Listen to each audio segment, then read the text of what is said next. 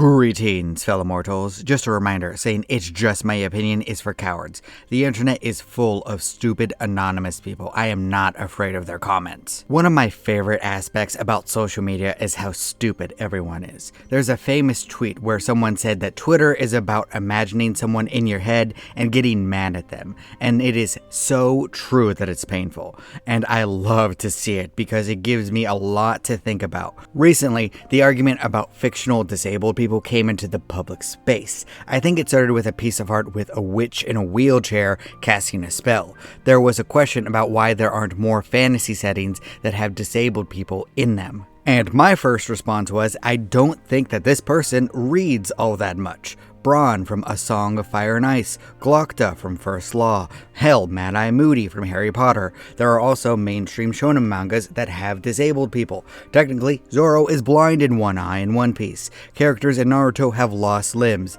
Hell, you can make any type of character you want in Dungeons and Dragons. So it's kind of a weird argument, but if they mean why aren't there characters in wheelchairs in the front lines, well, that's simple. It's hard to move when you're in a wheelchair. It's why we have elevators and ramps. Oh, it's so obvious. I would have never thought of that.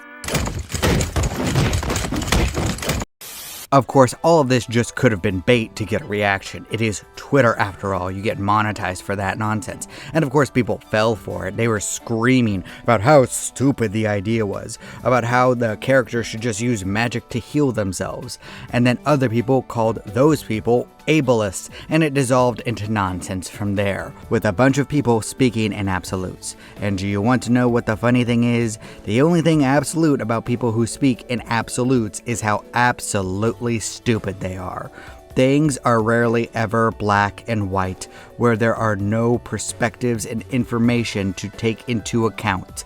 Not all, of course. I'm not absolutely stupid, after all. The truth of the matter is that it depends on the world, the system, and the story involved.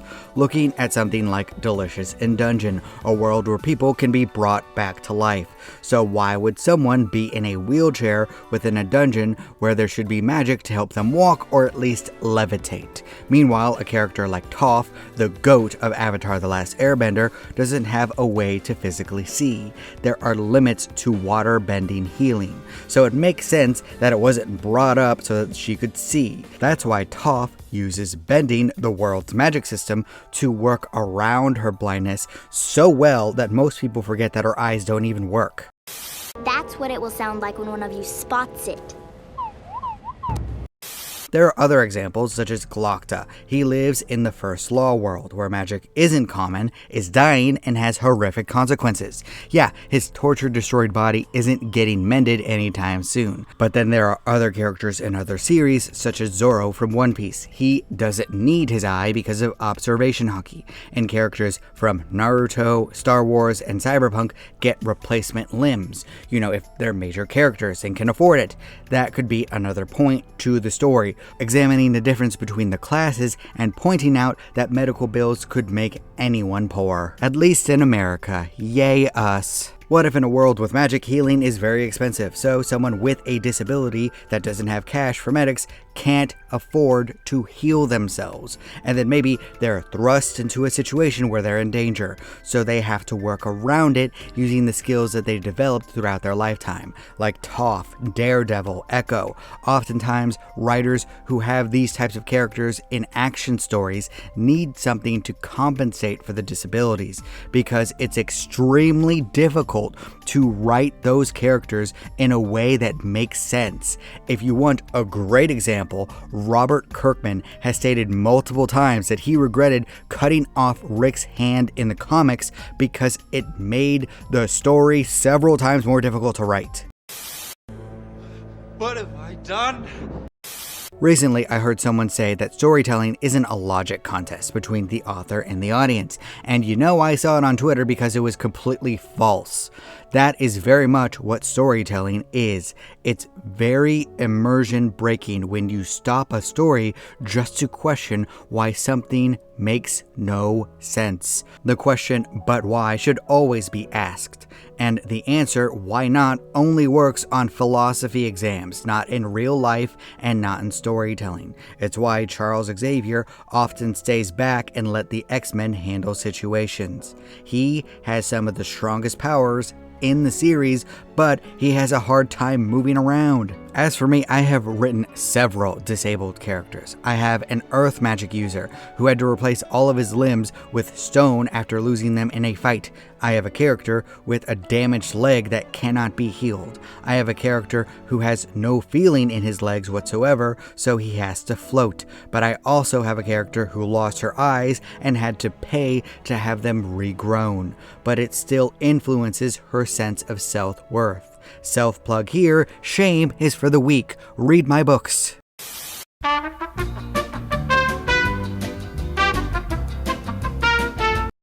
So it's not as though there's a lack of disabled characters in fiction. Hell, Iron Man needs an arc reactor in his chest just to survive. It's everywhere, and it's a good thing because it shows the human spirit and our will to overcome adversity and setbacks. I've seen people with disabilities achieve things that I could only dream of. I very much admire them. But if the complaint is that stories point out that these circumstances make life more difficult and most people would use science or magic to fix the issues, then I don't know what to tell you. Disabilities do make life harder. Not having access to your legs makes any task more difficult. Same thing with your arms, your eyes, your ears. Life is more difficult without them. It's why scientists are making replacement limbs. Ways for the blind to see, ways for the deaf to hear. It's beautiful stuff. Granted, most people will never be able to afford any of that without going bankrupt, but a person can hope and dream. And in fiction, you just have to keep the internal logic consistent. Maybe healing magic can't make the user walk, but it can make it so that they can teleport around, or that they can hover, or they have a shield around them that protects them while they support others. There you go. It's not hard. You can have wheelchairs in a dungeon, but they just have to have a way to survive. Have you ever tried to dodge something with a hurt leg? It is difficult. Let me tell you what, I have hurt my ankle multiple times. I have no problem with different characters and different types of stories.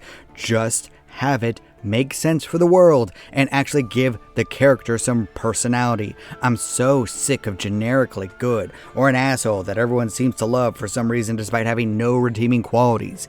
Actual thought into who the person is goes a long way. It's why Toph is the best, which should really be the takeaway from all of this. You're welcome to disagree with me. That's fine. After all, everyone is entitled to their objectively wrong opinion.